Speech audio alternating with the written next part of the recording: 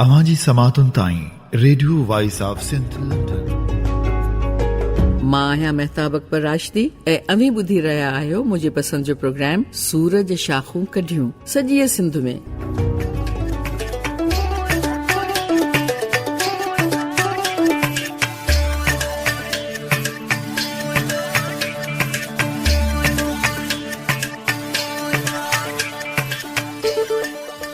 एडो दूर नथी दिलबर तूं ॿुधी रहिया हुआसीं साईं सुलेमान शाह जी इहा मिनत प्रोग्राम सूरज शाखूं कढियूं में, जंहिंजो 115 एपिसोड सीज़न नंबर 3 जो अवांजी ख़िदमत में radio voice of Sindh London तां असीं पेश करे रहिया आहियूं। मुंहिंजा साईं अचो त ख़िराज अक़ीदत पेश करियूं सिंध जे सजीले शाइर सुहिणे शाइर उस्ताद बुखारीअ खे।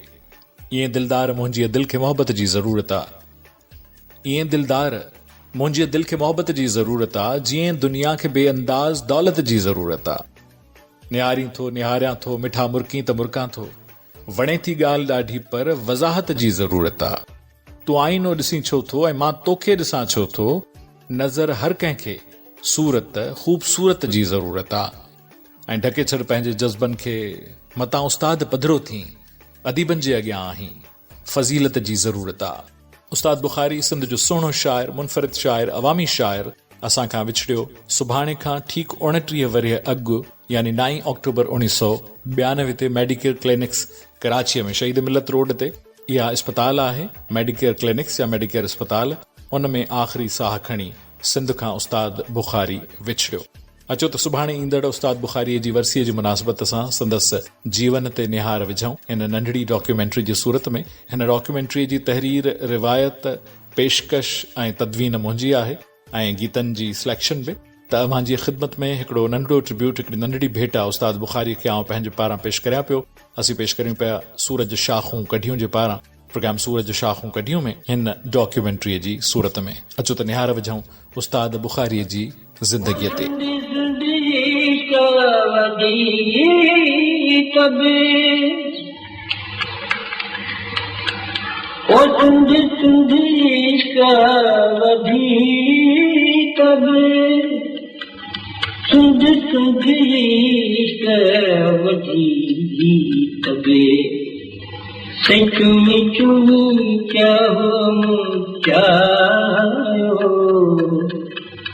सची तुझी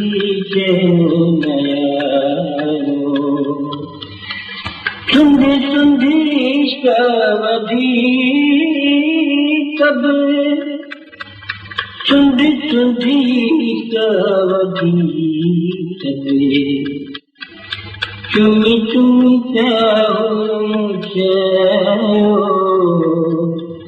सची तुझी। ये झूंगार कंहिंजी आहे, इहो मोहब्बत जो मतवालो केरु आहे, जंहिं रची बि आज़मायो त मची बि, पची बि आज़मायो त नची बि, पर किथे बि खेसि चैन कोन मिलियो।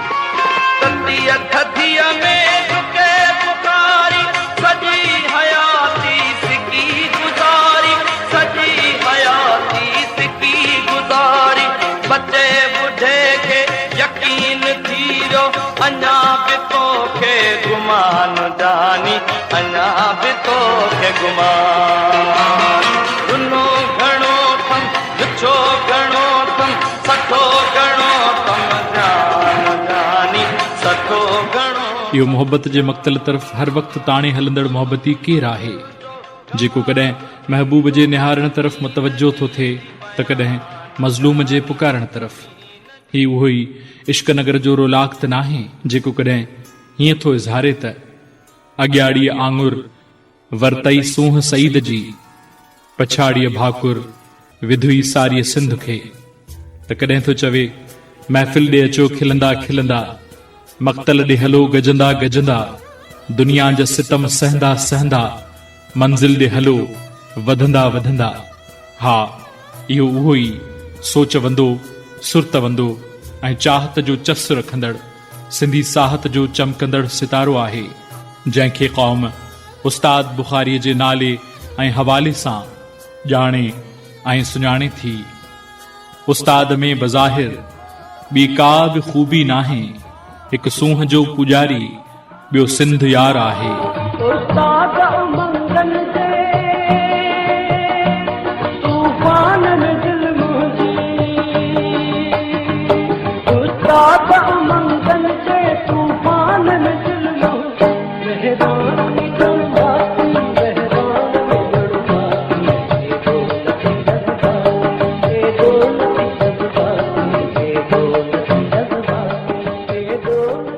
माज़ीअ जे झरोकनि मां निहारजे थो त सिंध जी दिलि दादूअ जे घिटियुनि मां पंहिंजे ग़रीबाबाद मोहल्ले में वाक़िअ घर खां दादू कॉलेज ताईं हथ ते साइकिल काहे वेंदड़ हिकु निहायत सादे ॾेख वेख वारो सादीअ सलवार कमीस में सिंधी टोपीअ में मलबूस शख़्स अहमद शाह बुखारी, जंहिंखे सिंध उस्ताद बुखारीअ तौरु सुञाणे थी, मुरकंदो ऐं महकंदो नज़र अचे थो।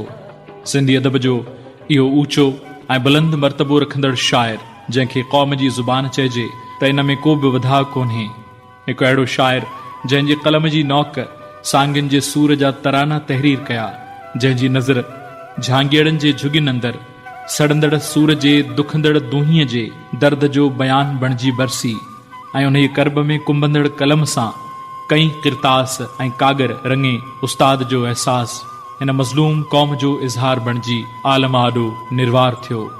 को बि कुड़मी किंझे, को बि मांझी मुंझे, मुंहिंजी लूअ लूअ लुंझे, डुख सॼे ॾेह जो ॾेज मूंखे ॾिजो, मुंहिंजो नालो लिखो ईद जे दुहल ते, कंहिं वॾे शुग़ल ते, मौत जी महल ते, कंहिंजे दिलि ध्यान में देस जो धक धको, मुंहिंजो नालो लिखो।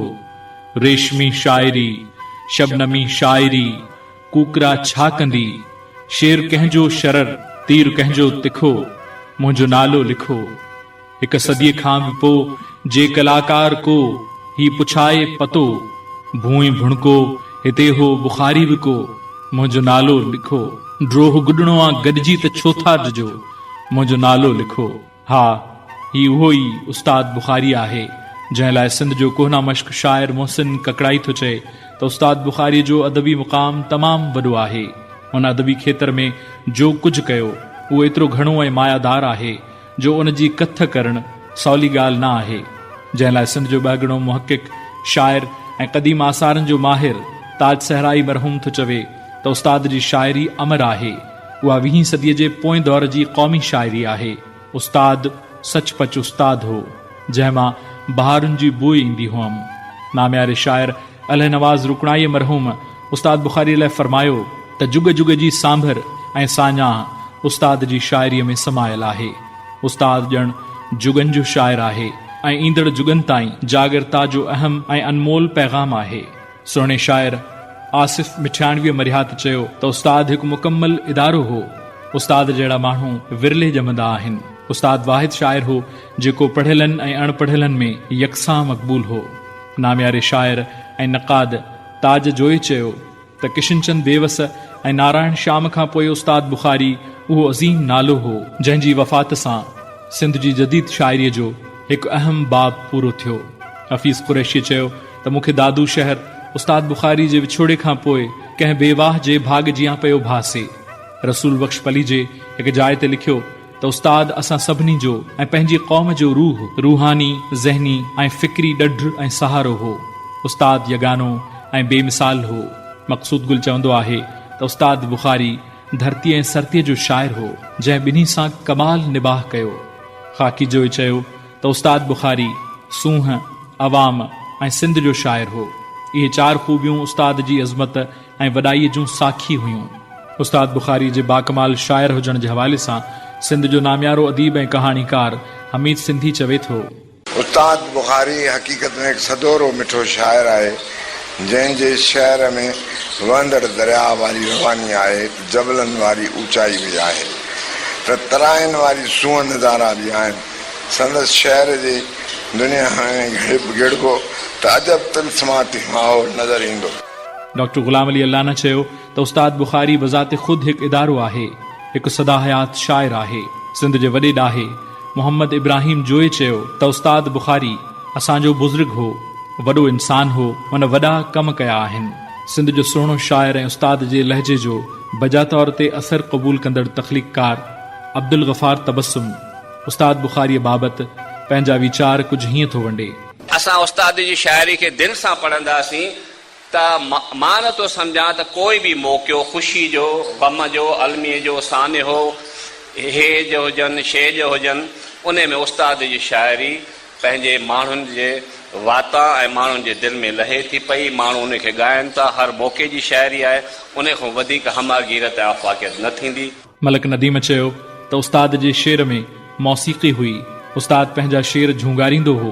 संदसि ॿोली अवामी ऐं रोज़मरह वारी हुई। त नूरुल हुदा शाह चयो त उस्ताद साईं ॾाढ ऐं ज़ुल्म सां अखियूं अखियुनि में विझी ललकारियो। हुन जूं लिखड़ियूं सदियुनि ताईं ज़िंदगीअ जी हिरारत बख़्शींदियूं रहंदियूं। इहो एॾो ऊचो, अणटर, अमर ऐं आदर्शी उस्ताद बुखारी, जंहिं लाइ ॾेह जे ॾाहनि मोतियुनि जहिड़ा लफ़्ज़ चया आहिनि, पंहिंजी ज़ात में हिकु सूरज सिफ़त कवि हो, जंहिं लाइ सचो जियां को कीअं चवे को कीअं चवे, यानी हू पंहिंजी ज़ात जी सचाईअ, बरजस्तगीअ, अडोलता ऐं यकताईअ में हेखलो आहे, भली खेसि कोई मुंझल समझे या भटकियल समझे। मुखे मुंझियल समझो, भली भटकियल समझो, ॾिसो केर थो दगलाए, ॾिसो केर थो दगलाए, ॾिसो केर थो दगलाए, हिन हेॾीअ महफ़िल में मां छो गुरनो आहियां, पर यार रुनो आहियां, ॾिसो केर थो परचा। उस्ताद बुखारी जो जन्म दिल वारनि जे शहर दादूअ भरिसां ॻोठ ग़ुलाम चांडीअ में इस्लामी कैलेंडर जे ॿिए ऐं भलारे महीने रबियुल अव्वल, जंहिंखे सिंध में उर्स जो महीनो बि चयो वेंदो आहे, में थियो। रिकॉर्ड में बुखारी साहब जो जन्म 16 जनवरी 1930 दर्ज थियल आहे। उस्ताद बुखारीअ पंहिंजे ॼम बाबति हिकु जाइ ते लिखियो आहे त स्कूल रिकॉर्ड में 16 जनवरी 1930 ईस्वी, पर बाबा साईं जे कौल मुताबिक़ मुंहिंजो जन्म अञा साल खनि अॻु थियो। महीनो उर्स यानी रबियुल अव्वल हो।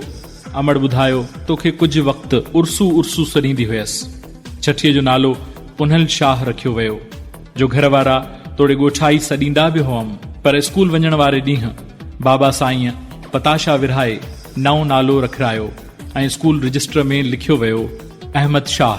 उस्ताद जे वालिद जो नालो हाजन शाह ऐं अमड़ जो नालो उमराए हो। उस्ताद बुखारीअ ते संदसि अमड़ जो वॾो असर हो। उस्ताद बाबति संदसि नंढो भाउ ऐं सिंध जो नाले वारो आसारे क़दीमा जो माहिर हाकिम शाह बुखारी चवे थो, अदा खे फन लतीफ़ अमड़ खां मिलियो। शबाहत ऐं रंग में बाबा ऐं ॾाॾा रंग जा गोरा हुआ जहिड़ा अंग्रेज़। अमड़ क़ुरान शरीफ़ ऐं इस्लामी किताब पढ़ियल हुई, अख़बार ऐं उर्दू वग़ैरह पढ़ी वेंदी हुई, ॾाढी ज़हीन हुई, पाड़े जे ॿारनि खे पढ़ाईंदी बि हुई। पंहिंजे वालिदा सां इन तर्ज़ जी वाबस्तगीअ ऐं फितरी वरसे उस्ताद बुखारीअ ते तमामु ऊन्हा असर छॾिया ऐं संदसि अंदरि मौजूदु शाइर ऐं मौसीक़ार खे तख़लीक़ लाइ मौक़िया ऐं माहौल फ़राहम कयो। हू साहत जे समूंड में लहरुनि मां लुॾंदो वियो ऐं महबूब जी मुर्क खां वठी मज़लूम जी पुकार ताईं हर उधमो ऐं हर दर्द पंहिंजी किल्क सां कलम बंदि कंदो वियो। उस्ताद बुखारीअ प्राइमरी तालीम पंहिंजे ॻोठ ग़ुलाम चांडीअ जे स्कूल मां हासिल कई। 1944 में सिंधी फाइनल इम्तिहान फुलजीअ मां पास कयाई। तॾहिं संदसि उमिरि 14 साल हुई। इहा उमिरि अहिड़ी हुई जो न खेसि नौकरी मिली थे सघी ऐं नई वरी हू कंहिं अंग्रेज़ी स्कूल में पहिरें दर्जे में दाख़िल पे थी सघियो। नेठि 3 साल पुॼाणा 1947 में पाकिस्तान जे आज़ादीअ वारे साल खेसि प्राइमरी उस्ताद तौरु मुक़ररु कयो वियो। 1951, 52 ऐं 1953-54 दौरान बुखारी साहब टीचर्स ट्रेनिंग स्कूल मिठियाणीअ में तरबियत वरिती। इहा ट्रेनिंग ख़तमु थियण खां पोइ हू जंहिं बि स्कूल में वियो उते किताबी कोर्स खां सवाइ अदबी इल्मी अंजुमनियूं ठाहे न रुॻो स्कूल जे शागिर्दनि पर ॻोठ या शहर जे पढ़ियलनि जी मदद सां तहरीरी, तकरीरी ऐं मुतालियाती सर्किल ठाहींदो रहियो। 1963 खां 1966 ताईं Khairpur Nathan Shah high school में उस्ताद रहियो। 1966 में लेक्चरार मुक़ररु थियो। इन सिलसिले में गवर्नमेंट डिग्री कॉलेज लाड़काणे, नवाबशाह, सांगढ़ ऐं दादूअ वग़ैरह में संदसि पोस्टिंग रही। लेक्चरारीअ खां अॻु में ई हुन BA ऐं MA जा इम्तिहान प्राइवेट तौरु ॾिना। उस्ताद बुखारी सॼी उमिरि पढ़ंदो ऐं पाढ़ींदो रहियो, इल्म ऐं क़लम जो प्रेमी ऐं पासबान रहियो। हुन जी उमिरि अखरनि ऐं इतिहास जे उन्स में गुज़री। हिक ॻाल्हि ही हयाती उस्ताद वैया जाई, ॿी सोच ज़िंदगानी सत बार थी सजाई। हिक प्यार यार जाना, ॿी कार कान जाना, हित मीर पीर नाणे बिना विकाना, महफिल हसीन तुंहिंजी। उस्ताद बुखारीअ 12-13 वरियनि जी उमिरि में शाइरीअ जी शुरूआत कई। उन उमिरि में मथस मज़हबी असर बि हो, तंहिं करे उन शाइरीअ जो रंग मज़हबी हो। हू पंहिंजी शाइरीअ जी शुरूआत बाबति हिकु इंटरव्यू में चवे थो त ॻोठ खां स्कूल ताईं मेलनि जा मेल पंधु कंदे रस्ते में सिटरुनि जूं सिटरूं सरजबियूं हुयूं ऐं उन दौर जे मक़बूल गीतनि जे धुनियुनि ते पंहिंजो पाण सिटरूं जुड़ंदियूं वेंदियूं हुयूं, जेके एॾियूं भरपूर त न हुयूं पर शाइरीअ जी शुरूआत तौर उहे ॻणबियूं ज़रूर। मसलन ही सिटरूं: ॾाढो ॾींहुं दिलबर तो लाए छॾी, झंगल ऐं जबल में बिहारे छॾी। उस्ताद बुखारीअ ग़ज़ल खां वठी नज़्म, गीत खां वठी चौसटे, रुबाईअ खां वठी मुसलसल नज़मनि, वायुनि खां वठी बैतनि, काफ़िन खां वठी दोहनि ताईं लॻभॻि हर क्लासिकी ऐं जदीद सिन्फ़ में सिंधीअ, सिराइकीअ ऐं उर्दूअ में कलाम चयो। संदसि सिट सिट में निराली ऐं देरपास सुरहाण समायल आहे। संदसि किताबनि ओतूं जोतूं खां वठी सोचूं भुणका वाका, लहर लहर दरिया खां वठी गीत असांजा जीत असांजी, मांदी थी न मारुए खां वठी मेला मल्हाला, ज़िंदगी ज़िंदगीअ खां वठी कारे ककर हेठि, हड़ई हेज वतन जा खां वठी वतन ऐं वेसाह, ॻाए पियो जाॻाए पियो खां वठी तड़ तड़ तेॾियां ॻाल्हियां, लहरे लहरे में लालाण खां वठी वलवलो ऐं वूक, जुस्तजूला तुख़नतू खां वठी पेरनि हटनि पोइते ताईं हर किताब में फ़क़ति मुहबत, मेहनत, प्रीत, पंहिंजाइप ऐं धरतीअ जे दर्द जो सिट सिट में ओतियल सचो पैगाम आहे। कुछ भी हुजे पर इश्क असांजे, कुछ भी हुजे पर इश्क असांजे, सूहत पई सिंगारी, सूहत पई सिंगारी, बेकदरे जी यारी, तो भादारी तो भादारी,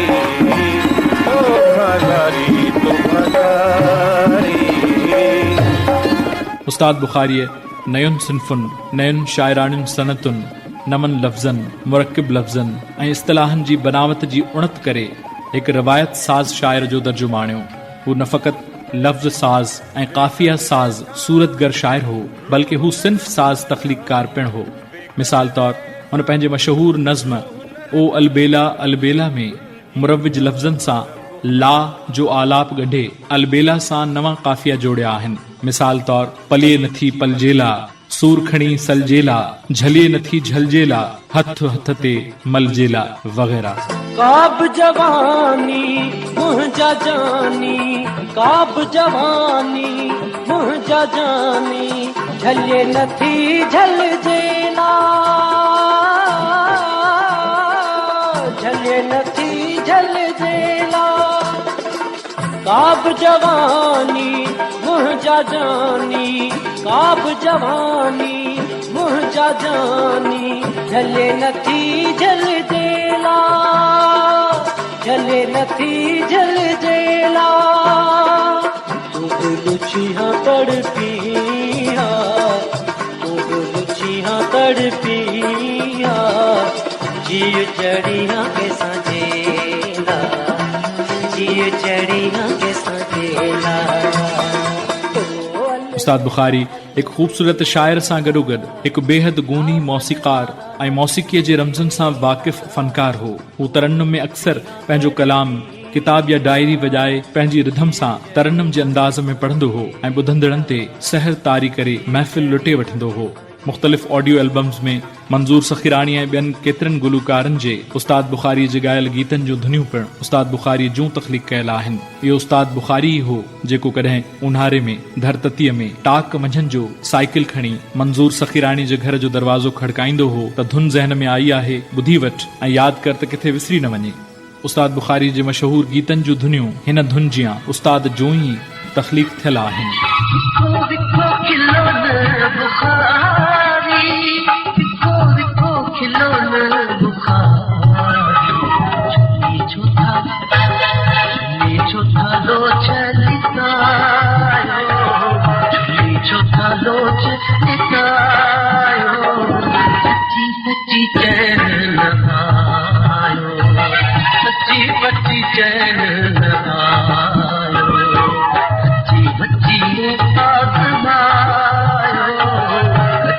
उस्ताद बुखारी जी शाइरीअ जो त हिकु आलम मद्दाह आहे ई, पर संदसि मौसीक़ीअ सां लगाव ऐं हिकु मौसीक़ाराणी सलाहियत रखंदड़ फनकार जी हैसियत सां संदसि सलाहियतुनि जो मोतरफ़ बि हिकु वॾो हल्को आहे। उस्ताद बुखारी जो नंढो भाउ ऐं मौसीक़ीअ जो आशिक सैयद हाकिम शाह बुखारी उस्ताद बुखारीअ जे इन्हीअ सलाहियत जो ज़िक्र हीअं थो करे। लफ़्ज़ जॾहिं अवामी लिखो था तॾहिं यकीन कयो त असांजी दिलि हेॾी वॾी थी पवे। उस्ताद बुखारी केतिरनि ख़ूबियुनि जो साहिबु हो। कन शाइरनि खे रुगो शाइरी नसीब आहे, पर उस्ताद बुखारी ए क्लास जो मूसीकार। उस्ताद जो ही गीत जेतोणीक मुख़्तलिफ़ फनकारनि ॻातो आहे, पर उस्ताद जी इन गीत ते जोड़ियल हीअ धुन जेका हींअर हू पाण पियो झुंगारे उन्हनि समूरनि तर्ज़ुनि ते हावी ऐं मिड़नी खां मोचारी आहे।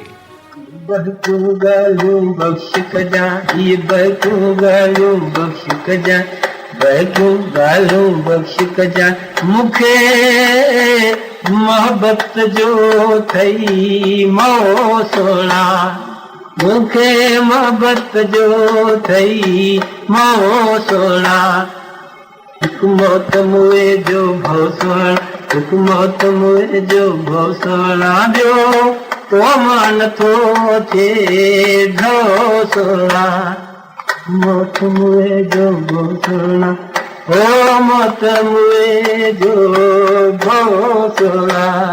हिकु उम्र में तोखे छा ॾिसजसे, तो सो छा मिलजसे, तो छा खिलजसे। हिकु उम्र में तोखे छा ॾिसजसे, हिकु उम्र में तो छा मिलजसे, हिकु उम्र में तो छा खिलंदसि, उम्र में तो छा खिलंदसि। मूंखे उम्रियूं हुजनि हा 100 सोला, मूंखे उम्रियूं हुजनि हा 100 सोला, हिकु मौत मुए जो भौसोला, मौत मुए जो भौसोला, ॿियो तो मन थो थिए ढोसोला। तोलाए रुआ चई थो रुलणो, तोलाए रुआ चई थो रुलणो, तोलाए रुला चई थो रुलणो, तोलाए रुआ चई थो रुलणो, तोलाए सिका चई थो सिकणो, तोलाए सिकण चई थो सिकणो, जेकी चवणो थई पियो चओ सोना, जेकी चवणो थई पियो चओ सोना। हिकु मौत मुए जो भौसोला, हिकु मौत मुए जो भौसोला, तो मन थो थिए ढोसोला। मूंखे मोहब्बत जो थई मौसोला, हिकु मौत मुए जो भौसोला, हिकु मौत मुए जो भौसोला, ॿियो तो मन थो थिए ढोसोला। उस्ताद जायज़ खुद नेण भिगा तू तो दी बेणत का, जे माण्हू पाणे मेण मिठा, जे माण्हू पाणे मेण मिठा ते किथा सहन दिखो तो सुहणा, ते किथा सहन दिखो तो सुहणा, ते किथा सहन दिखो तो सुहणा। हिकु मौत मुए जो भौ सुहणा, ॿियो तो मन थो थिए तो सुहणा। उस्ताद बुखारी पंहिंजे दौर जे हर रिसाले ऐं हर अख़बार जे अदबी सफ़े में मुसलसल छपजंदड़ शाइर हो। गॾोगॾु बज़मी ऐं रज़मी बि अहिड़ो जो सिंध जी कुंड कुड़छ में ॻोठनि वाहणनि ऐं वस्तियुनि में मुनक़िद थींदड़ मुशाइरनि खां वठी ॻोठनि ऐं कचे जे इलाइक़नि में पलाल ते वेही मचंदड़ मच कचहरियुनि खां वठी सिंध जे वॾनि शहरनि जे 5 सितारनि होटलनि जे थधनि कमरनि ऐं सेमिनार हॉलनि खां वठी लंडन ऐं दुबई जे मुख़्तलिफ़ शहरनि में सिंधियुनि जे मेड़ाकनि में वञी पुॼी पहुची शेर पेश कंदड़ अवाम जो मक़बूल शाइर हो। जंहिंखे हर प्लेटफॉर्म ते मञता मिली ऐं माण्हुनि खेसि जीअ में जायूं ॾिनियूं। उस्ताद बुखारीअ खे मोहम्मद यूसुफ, मुन्नी बेगम, बिल्किस खानम ऐं बेदिल मसरूर खां वठी जलाल चांडीअ ताईं, गुलाम शब्बीर शाहाणीअ खां वठी अनवर विस्तिड़े ताईं, गुलाम कादिर खां वठी हुमैरा चन्ना ऐं वहीद अलीअ ताईं हर फनकार ॻातो आहे। पर जंहिं रंग ऐं ढंग सां, जंहिं दिल जे हुज़ूर, अक़ीदत ऐं पंहिंजाइप सां संदसि कलाम खे संदसि शागिर्द ऐं मुरीदनुमा अक़ीदतमंद मंज़ूर सखीराणीअ ॻातो, उन जो को मिसाल कोन थो मिले। मंज़ूर सखीराणीअ उस्ताद बुखारी जा सवें इस्म ॻाए सिंध जे आम सबाझे मारू माण्हू ताईं पहुचाया आहिनि ऐं संदसि फ़िक्र खे आम कयो आहे ऐं खेसि अञा बि ॻाए पियो। नेण मुस्कुराए हीअ दिल उदास आहे, नेण मुस्कुराए हीअ दिल उदास आहे, हीअ दिल उदास आहे, नेण मुस्कुराए हीअ दिल। उस्ताद बुखारी जो कलाम इंटरनेशनल ऐं नेशनल रेडियो ऐं टीवीअ खां वठी झरझंग जे मेलनि मलाखड़नि, स्टेजुनि ऐं बनियुनि में हलंदड़ ट्रैक्टरनि में पिणु वॼे थो ऐं ॿुधो वञे थो, जेको उस्ताद खे रहंदीअ दुनिया ताईं ज़िंदा रखण जो ज़रियो रहंदो। सिंध जे अज़ीम शाइर शेख अयाज़ उस्ताद बुखारीअ जी बिस्यार नवीसीअ खे ॾिसंदे ई पंहिंजे हिकु ॾेढूणे में लिखियो, अॻिते बि सफ़र आहे, उस्ताद बुखारीअ खे चओ पेरत कुझु साहे। उस्ताद जो फ़िक्र हर तरह निरालो, संदसि सोच हर तरह यगानी ऐं संदसि कलाम हर तर्ज़ अलॻि ऐं दिल फ़रेब आहे। नमा नूरी नमा ख़ाकी, नमा लोकी न लौलाकी, न ओताकी न अफ़लाकी, त पोइ ॾाहा ॾसियो बाक़ी किथे आहियां। नमा दोदो नमा सरमद, नमा छोछा नमा रद कद, नमा अज़ खुद नमा अज़ हद, त आदम ज़ात आदम कद किथे आहियां। भिटाई देग चाढ़ींदड़, पको पुख्तो पचाईंदड़, सचू ढक ढोंग लाहींदड़, वधे वेढ़े विरहाईंदड़, त पोइ ॾाहा ॾसियो बाक़ी किथे आहियां। हुते हुन दार ते लड़कियो, हुते हुन बाहि में पजरियो, हुते हुन काट वटि चिचरियो, हुते हुन तुर्म में तड़पियो, हिते हिन फंद अंदर फतकियो, सुखियो सहजो ॾसियो वेठो किथे आहियां, त पोइ ॾाहा ॾसियो बाक़ी किथे आहियां। या वरी किथे ईअं थो चवे त किसो इश्क जो आ, इहो आ इहो आ, कड़ो आ मिठो आ, इहो आ इहो आ, अॻियाड़ी पछाड़ी अंधारी ॿुधूं था, सदी अधु सदी के लुछूं के लुॾूं था, असांजो ॾिठो आ इहो आ इहो आ, कॾहिं हां ककरी वसे ज़ोरो ज़ारी, कॾहिं काथे टकरी बराबर बुखारी, कचो आ पको आ इहो आ इहो आ।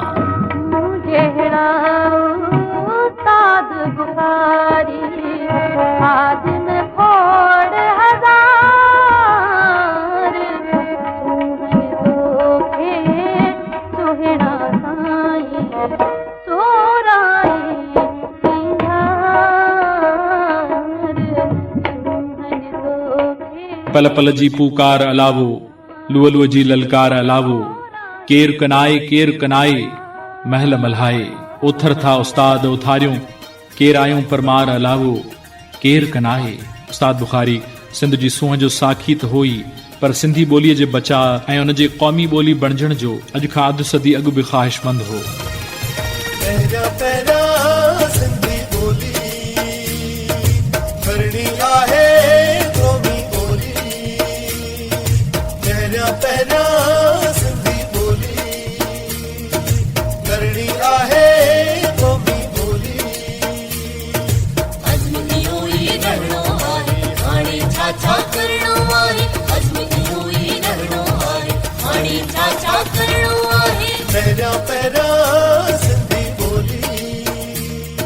उन्हनि मिड़नी सिफ़तें उस्ताद नरगो हुस्न ऐं मिजाज़ी मोहब्बत जो शाइर थी उभरियो, बल्कि सिंध वारनि ऐं सिंधी ॿोलीअ जो हिमायती ऐं सूंहो शाइर थी अदब जे सीने ते पंहिंजो सोनहरी नाव लिखाइण में सोभारो थियो।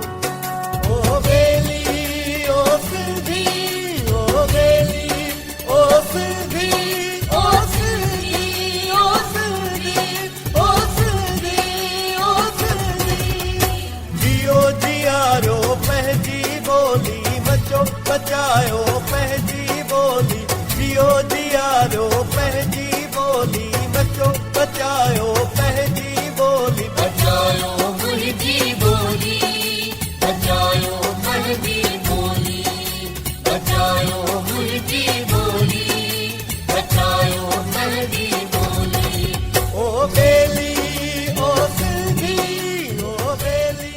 9 अक्टूबर 1992 बमुताबिक़ 11 रबियुस्सानी 1413 हिजरी जुमे जी शाम जो 8:15 वॻे धारे कराचीअ जे शहीद मिल्लत रोड ते वाक़िअ मेडिकेयर अस्पताल में उस्ताद जो साह पखीड़ो परवास करे वियो।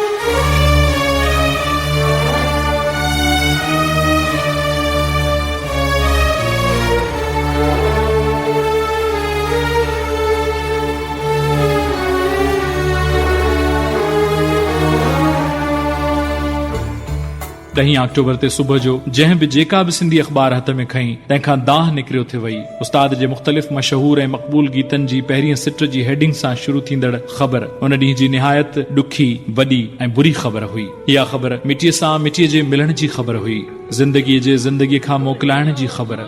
इहा उहा ख़बर हुई जंहिं ते गीतनि भरी कहाणीअ जी पुॼाणी थी हुई। शाइरी ऐं मौसीक़ीअ जे हिक दौर जा वर्क ठपजी चुका हुआ। ना तो रिश्तो शायद मौत छे ये यारी हिक बियारी आला ही यारी हिक बियारी आ नाहे मानुन वारे दोस्त कयासी दिलदारी ले कन था दिल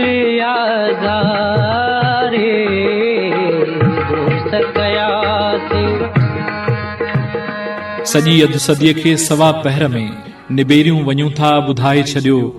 बुखारीअ जी ख़ुशबू बची शहर में चमन दफ़न थी वियो हुलाए छॾियो। अदब जे हिन चमन खे ग़रीबाबाद दादूअ में 10 अक्टूबर ते कचड़ीअ मंझंदि वेल वाधन शाह क़ब्रिस्तान जे हिकु पुरसुकून कुंड में आसूदाए ख़ाक कयो वियो। जोगी पंहिंजी जुए विया झुड़ जीअं नेण झिमन सुखन सामीअड़नि जा हींअड़े मंझ हुरन सॼो मौत मगन अधु कुठा आराम लाइ।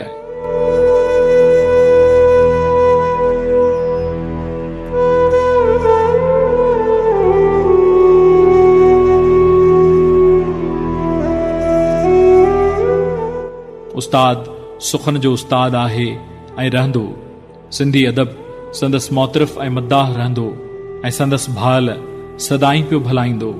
उस्ताद बुखारी हर दौर जो आवाज़ आहे, हिकु अहिड़ो आवाज़ जेको हमेशा ज़िंदा रहण लाइ आहे। अग़ियार सां इक़रार इहो कीअं थींदो, अग़ियार सां इक़रार इहो कीअं थींदो ऐं यार सां इनकार इहो कीअं थींदो। उस्ताद बुखारीअ खे खणी दफ़न करियो धरतीअ खां मगर धार इहो कीअं थींदो।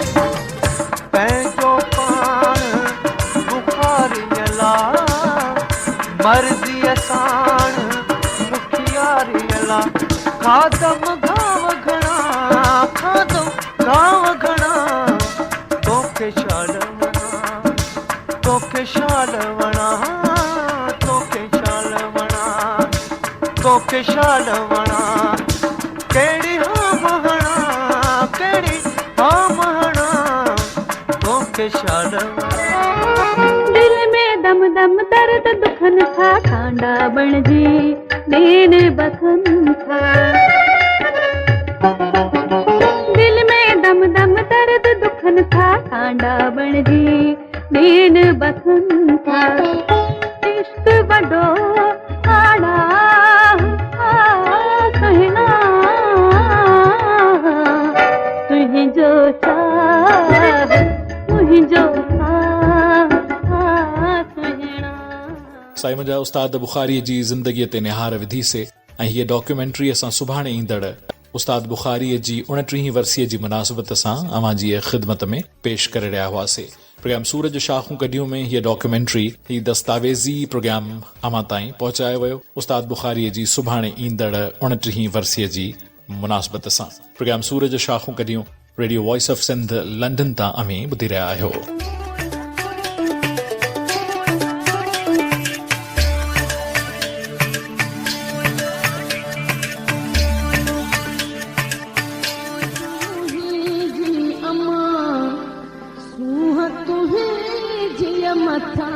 छा लिखी छा लिखां छा लिखी साल दुनिया जा सिंधियो हिक मुठ थी सिंध बचायो।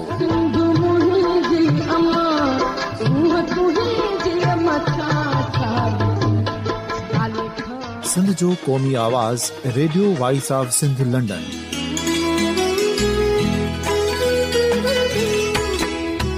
Radio voice of Sindh London पंहिंजी नशरियात में सिंध जी सियासत, समाज, इक़्तिसादियात, तारीख़, क़ौमी उमंगुनि ऐं इख़्लाक़ियात मुतलिक़ सिंध जी हक़ीक़ी तर्जुमानी कंदे प्रोग्रामनि खे असराइतो बणाइण लाइ सिंध जे घण घुरनि ऐं धरतीअ सां प्यार कंदड़ अदीबनि, दानिशवरनि, सहाफ़ियुनि, उस्तादनि, वकीलनि ऐं हर तबिके जे मानवारनि सजणनि खे सिंध में शऊरी इनकलाब लाइ सहकार जो सॾु ॾियूं था। अचो त गॾिजी सूफ़ियुनि ऐं संतनि वारी सिंध जो ओज हिक मुठ थी वरी वापसि आणण वारे सफ़र जा साथारी बणिजऊं।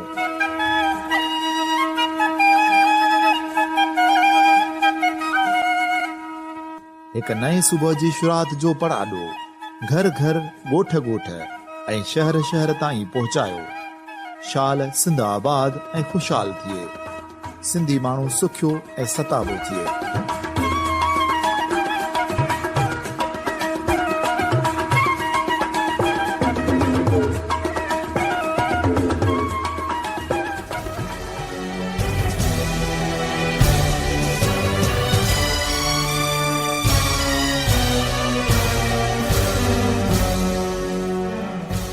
अवी ॿुधी रहिया आहियो radio voice of Sindh London, दुनिया जो पहिरियों Sindhi web radio voice of Sindh London ऐं वॉइस ऑफ सिंध टेलीविजन, जेके सिंध जे तर्जुमान वारो किरदार अदा करे रहिया आहिनि, जितां सिंध में थींदड़ हर बेवाजिबी क़ौमी मसइलनि, सक़ाफ़त, इल्म, अदब, सियासी ऐं समाजी सरगर्मियुनि खे अवलियत सां नशर कयो वेंदो आहे।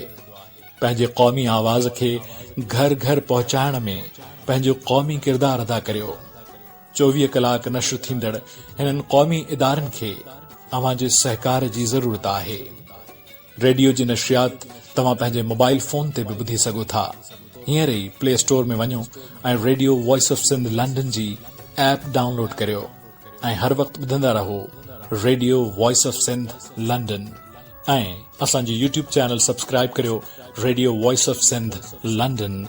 लाइक ऐं सब्सक्राइब करियो ऐं पंहिंजनि दोस्तनि सां वंड करियो ऐं असांजे प्रोग्रामनि जे मुस्तक़िल इतलान वसूल करण जे लाइ नोटिफिकेशंस खे क्लिक करे उन में ऑल नोटिफिकेशंस जो ऑप्शन दबायो।